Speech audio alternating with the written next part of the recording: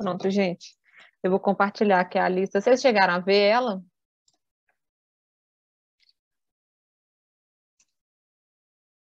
Aqui. Pronto.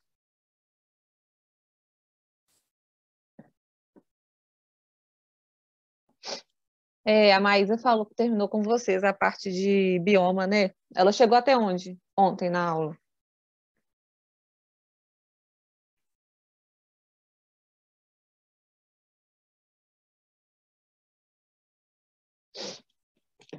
Então, tá. Ah. Ó, essa lista aqui eu coloquei principalmente questão de Mata Atlântica e de Amazônia, porque era o que vocês viram semana passada, e tem essas primeiras outras dos biomas que ela deu ontem. Aí a primeira aqui fala do mangue. Então, eu vou começar.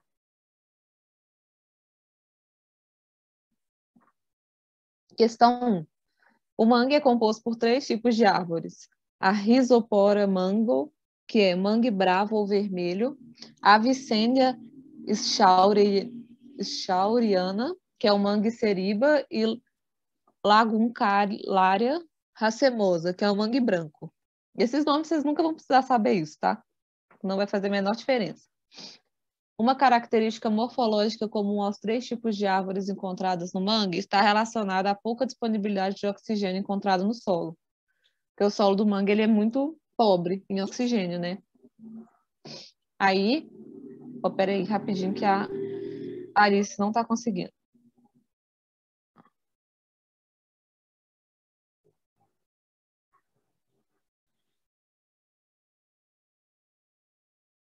Ah.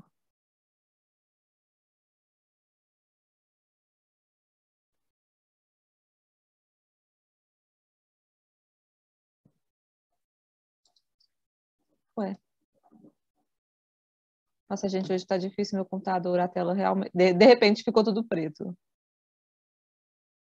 E perdeu o som também. Eu fiquei achando que você tinha perguntado alguma coisa. Não. Hoje ele tá complicado. Revolta das máquinas. É por isso que eu gosto de papel, eu detesto fazer as coisas no computador, eu nunca sei fazer nada. Dá tudo errado. Agora tá dando certinho. Agora foi.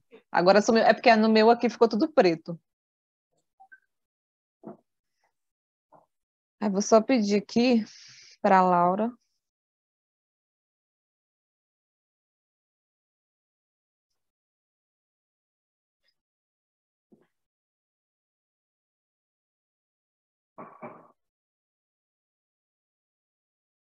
Vai pedir a senha. Pronto.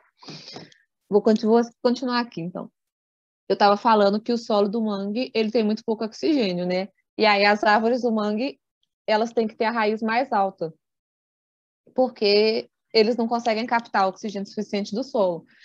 E esse solo é assim porque, já que tem muita matéria orgânica, porque o mangue ele é a união da água do mar com a água de rios. Então tem muita matéria orgânica lá. E quando tem muita matéria orgânica, tem muita coisa em decomposição. E as bactérias decompositoras, elas usam esse oxigênio para decompor essa matéria orgânica. Então fica com quase nenhum oxigênio. Aí as raízes têm que ser mais altas. Aí tá perguntando qual é a característica morfológica. Toda vez que fala morfológica, é tipo a característica física. Morfologia é tipo assim, as características físicas dos seres. Do valor adaptativo referenciado do texto é A. Ou seja, né, tá perguntando por que as raízes, qual é a característica morfológica que faz essas árvores conseguirem pegar o oxigênio do solo, que é pobre. Ou seja, letra A ausência de frutos. Não é essa, porque os frutos não têm nada a ver com a captação de oxigênio e também tem frutos mesmo sendo poucos. B, ausência de estômatos. Estômatos, eles são uma parte da folha que passa o vapor de água, ou seja, não tem nada a ver também. C, presença de folhas largas. Também não tem nada a ver com a captação de oxigênio, porque a função das folhas é a fotossíntese, né? Então, isso não vai estar relacionado com a captação de oxigênio. Letra D, presença de raízes escoras. Raízes escoras são as raízes que saem do caule. Então, pode ser essa. E letra E, presença de pneumatóforos. O que são pneumatóforos? São as plantas que conseguem realizar a troca de oxigênio com o ar. Tipo assim, eles não pegam o do solo, por exemplo, eles trocam diretamente com o ar. Ou seja, ou é a D ou é a E, porque os dois se referem a raízes, né? Mas aí a gente tem que ver na pergunta. Está perguntando qual que está relacionado com a disponibilidade do oxigênio. As raízes escuras são quando elas são mais altas. Eu vou até pôr uma foto aqui, ó. Porque elas saem diretamente do caule. Então, normalmente, isso é para sustentação da planta quando ela vive num solo muito, muito difícil. Tipo assim, quando o solo é muito mole, aí a planta não consegue sustentar, aí eles põem uma raiz mais alta para a planta conseguir se sustentar. Vocês estão vendo que está no Google ou eu ainda continuo na lista de exercício? Está na lista de exercício. Uai. Vai da tela que você está compartilhando. Pois Às vezes é. você está numa página, mas está compartilhando outra. Eu vou pôr no Google. Aqui. Aí aqui, ó, as raízes. Elas são assim. Tipo assim, isso aqui é um mangue também. Só que, tá vendo que a raiz ela sai do caule em si e não vai diretamente dentro do solo. Isso é para sustentação. Então, as raízes escuras, elas fazem parte do manguezal também, só que a função delas não é captação de oxigênio, e sim de sustentação. Então, a resposta vai ser a outro tipo de raiz, que é a pneumo... Vai, perdi aqui. Achei. Ai, que ódio. Eu odeio tecnologia.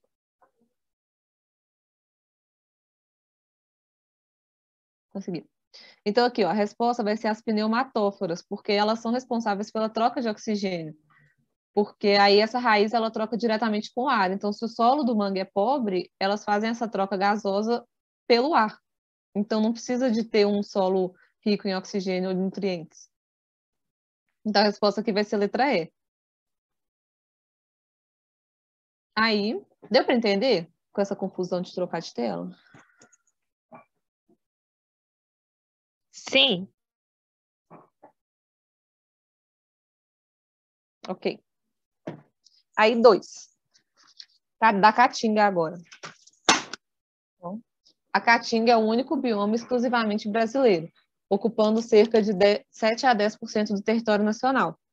Nesse ambiente seco, mesmo quando chove, não há acúmulo de água, pois o solo é raso e pedregoso. Assim, as plantas desse bioma possuem modificações em suas raízes, caules e folhas que permitem melhor adaptação a esse ambiente, contra a perda de água e nutrientes. Geralmente, seus caules são suculentos e suas folhas possuem formas de espinhos e cutículas altamente impermeáveis, que apresentam queda na estação seca. Considerando as adaptações dos órgãos vegetativos, a principal característica das raízes dessas plantas, que atribui a maior adaptação da caatinga, é o A. Ou seja, o texto está falando principalmente que não tem o acúmulo de água por conta da característica do solo. E aí fala que tem as modificações nas raízes, que permitem uma melhor adaptação desse ambiente, ou seja, melhor captação de água. Então, está perguntando qual que é a principal característica das raízes em relação a essa absorção. Aqui, a Amanda já acertou aqui no chat, mas aí eu vou ler com vocês. Tá certo, Amanda, é D mesmo.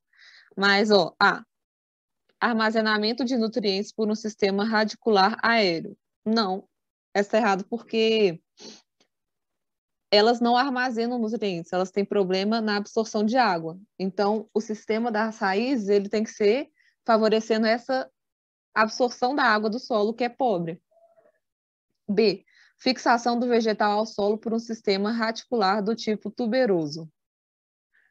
As raízes dessas plantas, elas não têm problema de fixação no solo, elas têm problema exatamente de absorção da água. Então, também não é relacionado à fixação do vegetal. Letra C, que é a mesma coisa, fixação do vegetal ao substrato por um sistema reticular do tipo sugador. Essa aqui está toda errada, porque, primeiro, se é um sistema do tipo sugador, quer dizer que ele vai absorver mais nutrientes nesse solo. Então, não estaria relacionado com fixação do vegetal no solo. E sim, aqui seria a absorção do vegetal de substâncias do solo.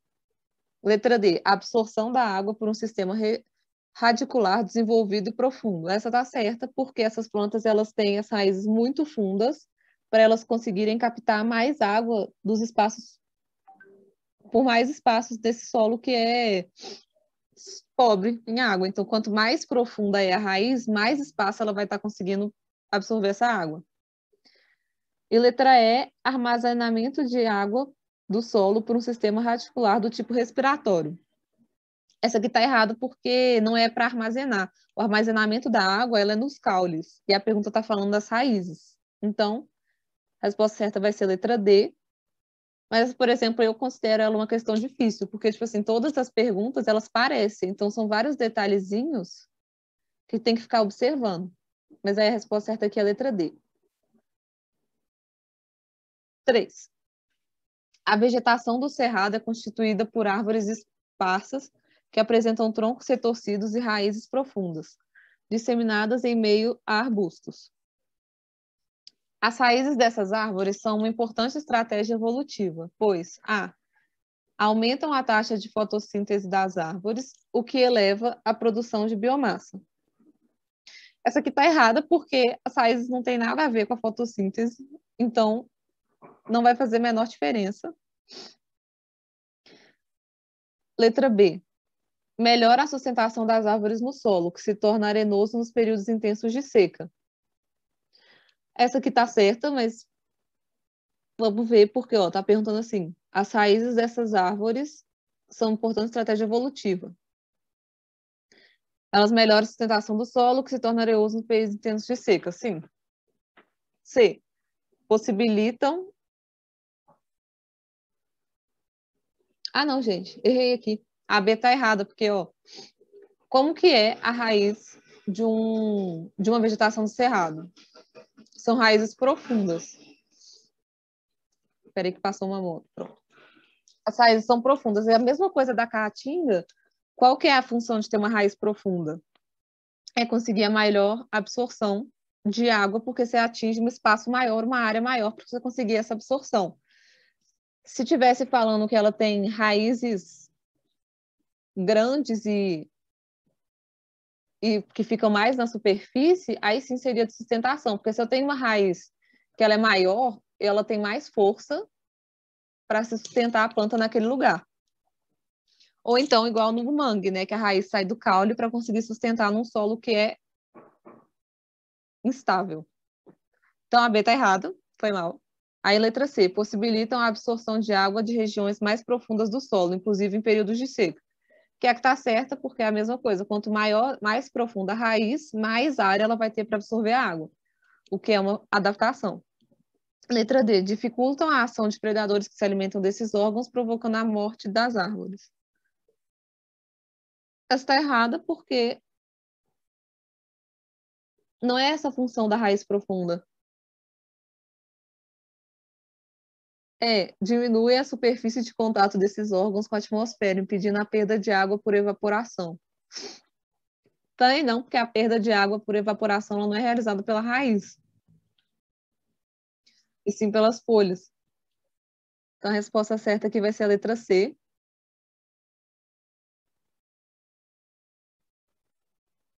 Olha, gente, eu particularmente acho essa matéria muito chata, porque é tudo de decorar, tem que ficar decorando coisa. Então, assim, quanto mais eu recomendo colocar várias imagens, ficar olhando foto das plantas, das raízes desses lugares, para conseguir ficar mais fácil de decorar. 4. Plantas terrestres que ainda estão em fase de crescimento fixam grandes quantidades de CO2, utilizando para formar novas moléculas orgânicas e liberam grande quantidade de oxigênio. No entanto, em florestas maduras, cujas árvores já atingiram o equilíbrio, o consumo de oxigênio pela respiração tende a igualar sua produção pela fotossíntese. A morte natural de árvores nessas florestas afeta temporariamente a concentração de oxigênio e de gás carbônico próxima à superfície do solo onde elas caíram. A concentração de oxigênio próximo do solo no local da queda será. Ou seja, está falando que numa floresta onde as plantas já estão grandes, a concentração de oxigênio de gás carbônico fica meio que igual. Então, sempre que aparece assim, floresta amazônica é o pulmão do mundo, isso está errado. Porque, basicamente, o oxigênio produzido pela floresta amazônica, ele é consumido também pela respiração das plantas. Então, fica no equilíbrio. A importância da Amazônia é mais pela água e pelos rios voadores, que vai até ter uma questão disso ali. Então, toda vez que falar Amazônia é o pulmão do mundo, está errado. E aí, tá. A concentração de oxigênio próximo ao solo no local da queda da árvore morta será A, maior, pois haverá consumo de oxigênio durante a decomposição dessas árvores. Menor, né? Essa tá certa, porque onde a árvore caiu, ela não está morta, né? Então ela não vai realizar fotossíntese nenhuma, nem respiração celular. Então ela não vai consumir nem produzir o oxigênio. Só que, já que a planta é uma matéria orgânica, as bactérias decompositoras ou os outros organismos decompositores vão utilizar o oxigênio que está disponível para realizar essa decomposição dessas árvores. Então, o oxigênio vai diminuir. Mas vou ler as outras aqui também. B, maior, pois haverá economia de oxigênio pela ausência das árvores mortas. Está errado, porque se a gente pensar só pela árvore em si, se não tivesse nenhuma outro ser vivo em volta, não ia fazer diferença, porque ela não ia consumir, mas também não ia produzir oxigênio. Só que tem outros organismos em volta. Então não tem economia de oxigênio, porque a árvore morreu. Até porque ela não produz. C, maior também porque haverá liberação de oxigênio durante a fotossíntese das árvores jovens. Essa está errado porque tem a liberação das árvores jovens, mas também tem o consumo delas. Então não faria diferença, que seria igual. D, igual, pois haverá consumo e produção de oxigênio pelas árvores maduras restantes. Sim, mas isso não diz respeito no local da queda dessa árvore que acabou de morrer. Então, se estivesse perguntando, tipo assim, na relação entre as outras árvores, poderia ser essa questão, mas no local da queda não é. E letra E, menor, pois haverá redução de oxigênio pela falta de fotossíntese realizada pelas árvores mortas. Também está errada, porque por mais que elas não realizem fotossíntese também, elas também não vão consumir, então, teoricamente, seria igual. Mas a resposta certa é a letra A, porque os organismos decompositores, eles utilizam oxigênio para realizar essa decomposição de matéria orgânica. Então, é A. Questão 5. Vocês estão entendendo ou eu estou falando rápido? Estamos entendendo, pelo menos eu. Ok. Qualquer coisa, pergunta no chat também que eu estou lendo. 5. Diferente do que o senso comum acredita, as largatas de borboletas não possuem voracidade generalizada. Um estudo mostrou que as borboletas, voracidade generalizada é tipo assim, comer qualquer tipo de coisa. Planta, no caso. Um estudo mostrou que as borboletas de asas transparentes da família Itominae, comum na floresta amazônica e na Mata Atlântica, consomem, sobretudo, plantas da família Solanceae, as mesmas do tomate.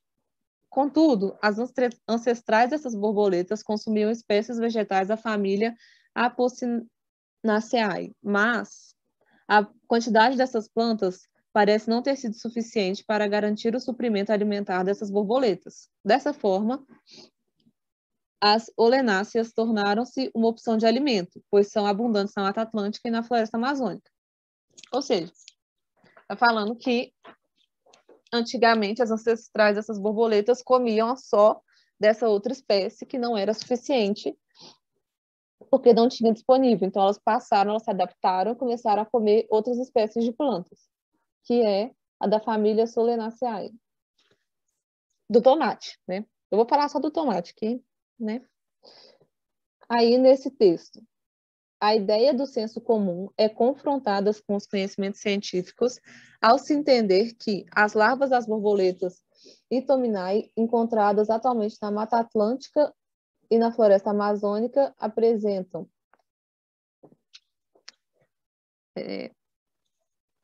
não é ser, Amanda. Vou explicar por quê.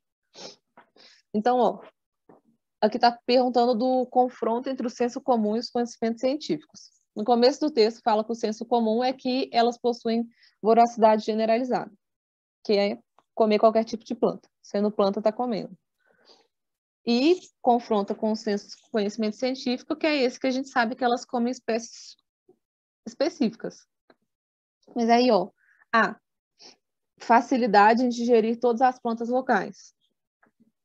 Essa está errado porque a gente sabe que elas não digerem todas as plantas locais. Elas só comem essa espécie aqui do tomate. B. Interação com as plantas hospedeiras da família Apocynae.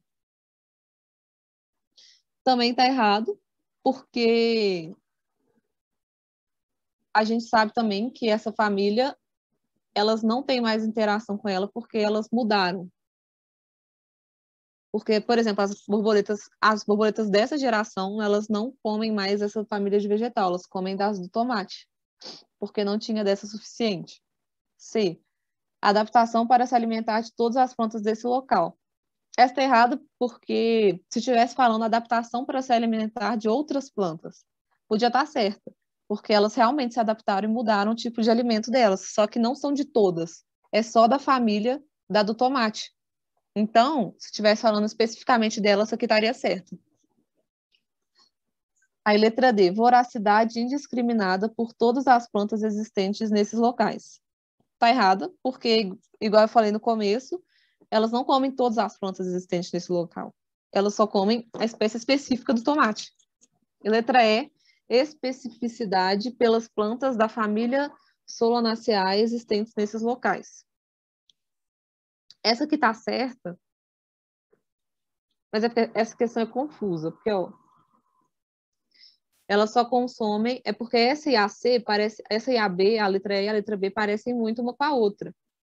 A única diferença é que essa daqui a gente tem que ver que a na B, elas não comem mais essa espécie, elas só comem agora a espécie do tomate, que é essa Solanaceae. Então, a especificidade pelas plantas da família existentes nesses locais. Então, aí é que está certa, porque isso aqui seriam as gerações antigas. Então, a ideia do senso comum, que é que elas podem comer qualquer planta, é confrontada pelos conhecimentos científicos, porque, na verdade, elas não comem qualquer planta, elas só comem essa espécie do tomate. E, antigamente, os ancestrais delas comiam essa outra espécie, mas, né, elas evoluíram e não comem mais. Então, a resposta aqui é a letra E.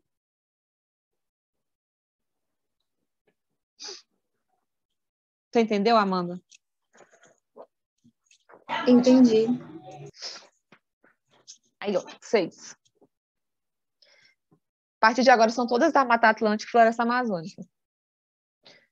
FUVEST de 2001. Dentre os vários aspectos que justificam a diversidade biológica da Mata Atlântica, encontram-se 1.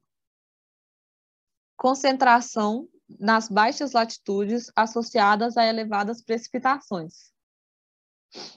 Essa aqui está errado porque a gente sabe que ela percorre um território muito grande, né, do Brasil, então não é só nas baixas latitudes, é o território inteiro, de norte a sul. Aí, 2.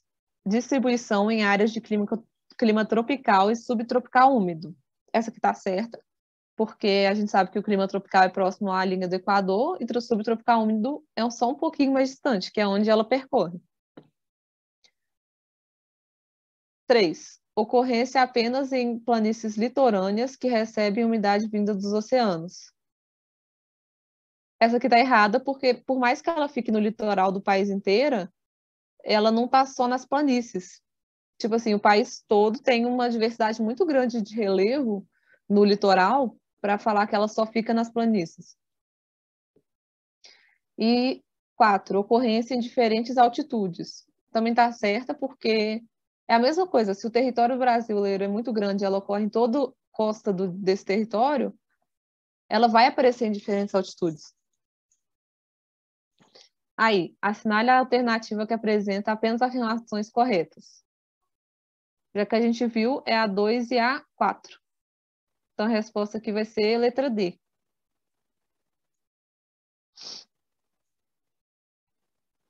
Questão 7.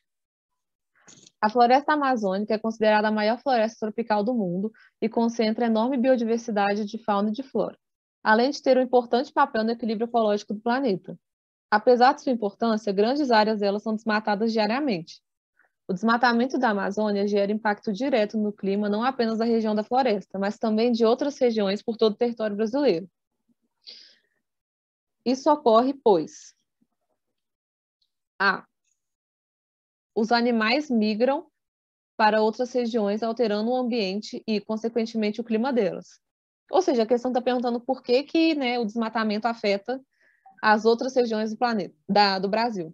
Do planeta também, mas essa aqui é só do Brasil. Não é A, porque os animais eles não migram para outras regiões, né? Quando você desmata uma área, os animais morrem. B. Com a diminuição da produção de CO2 pela floresta, ocorre um aumento do efeito estufa.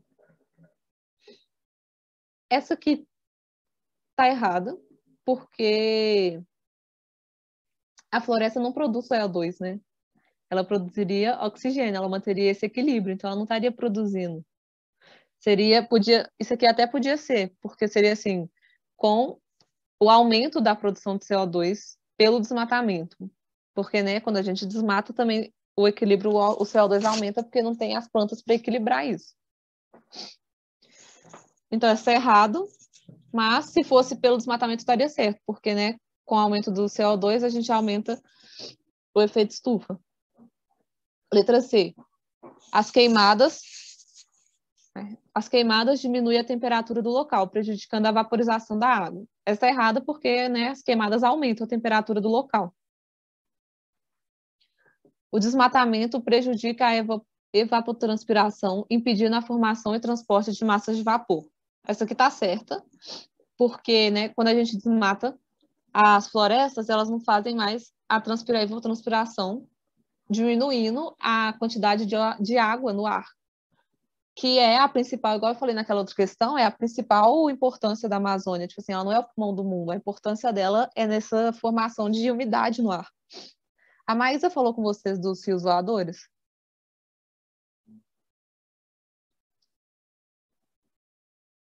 Falou sobre o quê? Os rios voadores. É tipo uma camada de nuvens, né? É, exatamente. Ah, sim. Eu vou até pôr aqui, porque isso é muito bom de lembrar.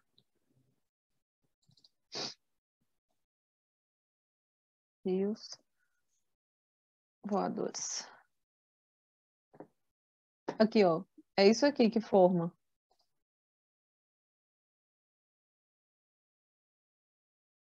Só que é exatamente esses rios voadores que são a parte mais importante da floresta amazônica, porque com a transpiração das árvores, da água pelas árvores, eles formam essas grandes massas de ar que são chamadas de rios voadores, e elas espalham desse jeito assim para o Brasil inteiro. Então isso carrega umidade para todo o Brasil e isso afeta diretamente no clima desses lugares, porque leva chuva. Então, se você desmata a floresta, elas param de produzir esses rios voadores, essas massas de ar, e, consequentemente, altera o clima do Brasil inteiro, porque se não chove, onde é seco vai ficar mais seco, vai afetar as plantações, vai afetar todo o ambiente natural e todo o ecossistema brasileiro. Por isso que é tão importante. E não só do Brasil, essa questão está falando só do Brasil, só que os rios voadores afetam praticamente o mundo inteiro. E principalmente a América do Sul, porque elas passam pelos Andes e faz chover nos outros países também, ali na Argentina, Chile. Então, essa é a importância desses rios voadores, para o clima, principalmente. E aí, a resposta aqui seria a D, mas vou ler a E. A diminuição da temperatura faz com que a água não evapore, tornando o solo mais úmido e aumentando os lençóis freáticos do país. Essa é errada, porque diminui a diminuição da temperatura. O desmatamento não faz a temperatura diminuir, faz ela aumentar. Então, tá errado. Além de que também, né, a água, quando ela não evapora, não necessariamente ela vai para o solo e aumenta a água dos lençóis freáticos. Isso aqui está tudo errado. Então, a resposta aqui é a letra D. Questão 8. Tem esse mapinha. E o clima do bioma representado na imagem é caracterizado por A. Temperaturas baixas e alto índice de chuvas. Essa aqui está errada, porque a gente sabe que a temperatura é o clima equatorial, tem temperaturas altas durante o ano inteiro, tipo 25 graus, 28, que é alto. B. Grande umidade do ar e baixo índice de chuvas. Também está errado, porque chove muito, porque tem o clima muito úmido por conta dessa evapotranspiração das árvores. Letra C. Altas temperaturas e alto índice de chuvas. Essa está certa. E letra D, baixa umidade do ar e altas temperaturas. Está errado porque não tem baixa umidade do ar. Lá é sempre quente e úmido. Sempre pensar, quando você pensa na Amazônia, você pensa em chuva, porque é essa parte que é importante. Então, a resposta aqui é a letra C, que é pura decoreba. Aí, 9. Mesmo sendo a segunda maior floresta tropical do país, os solos da Mata Atlântica são, comumente, pobres, caracterizando-se pela pouca profundidade, elevada acidez e pouca oxigenação, fatores que contribuem para que eles não tenham expressiva fertilidade. Essa infertilidade é causada devido a proximidade com o litoral, tornando o solo rico em sais vindos do oceano. Se tem sais vindo do oceano e você está falando que o solo é rico, ele não é pobre por causa disso. B.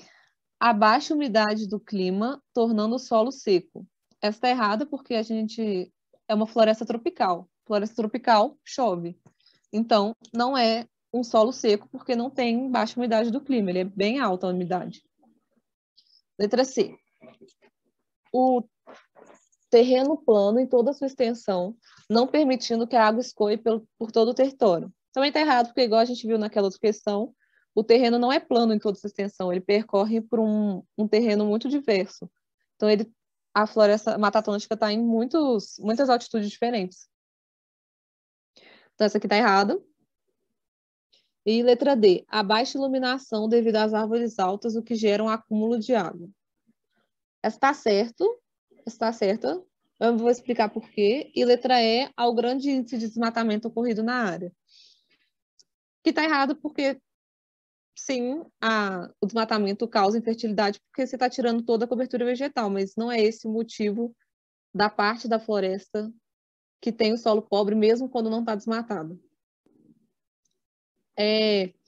Essa coisa da baixa iluminação é porque as árvores são muito altas. E aí, já que as árvores a característica da floresta é ter árvores altas e densas, quando bate luz do sol, essa luz do sol não chega no solo, ela fica parada na parte das árvores. Ou seja, se não chega no solo, esse solo ele vai ter pouca oxigenação, igual tá falando aqui, elevada acidez e pouca profundidade, porque se não tem luz do sol no solo, o solo não desenvolve plantas suficientes para conseguir realizar esse ciclo natural, que é de transformação do solo, captação de nutrientes, decomposição, porque não tem nada disso, porque não tem luz do sol que chega lá.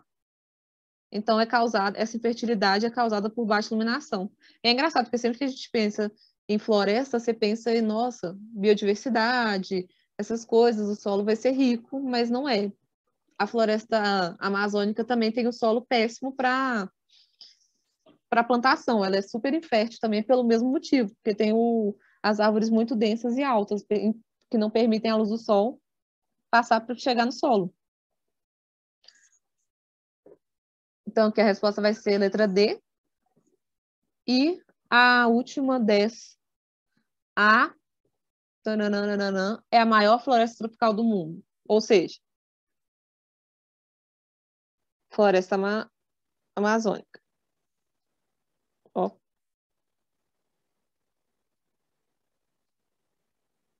Isso deu. É a maior floresta tropical do mundo, ou seja, a floresta amazônica. Então, a gente já diminui aqui. A letra A não vai ser que está falando da Mata Atlântica e não vai ser a letra C. É a maior floresta tropical do mundo com o clima.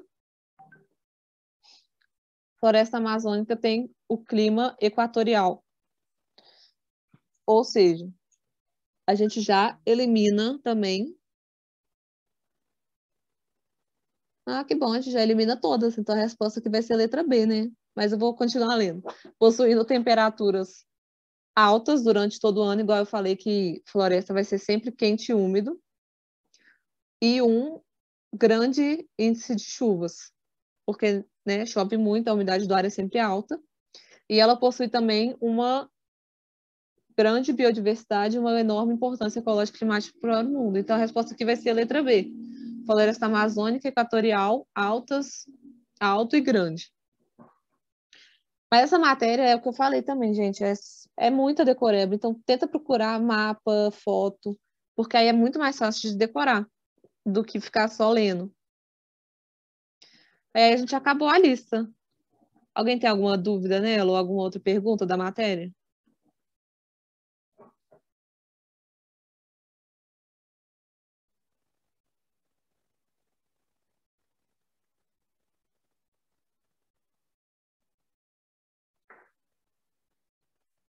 Acho que não, então eu quero que vocês acertem todas essas questões do Enem, tá?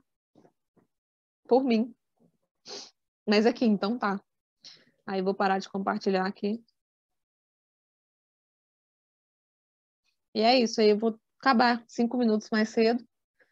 E semana que vem a gente termina essa matéria de biomas com a outra lista. Ok, obrigada. Obrigada a Obrigada, boa vocês. noite. Boa noite, até semana que vem. Boa aula.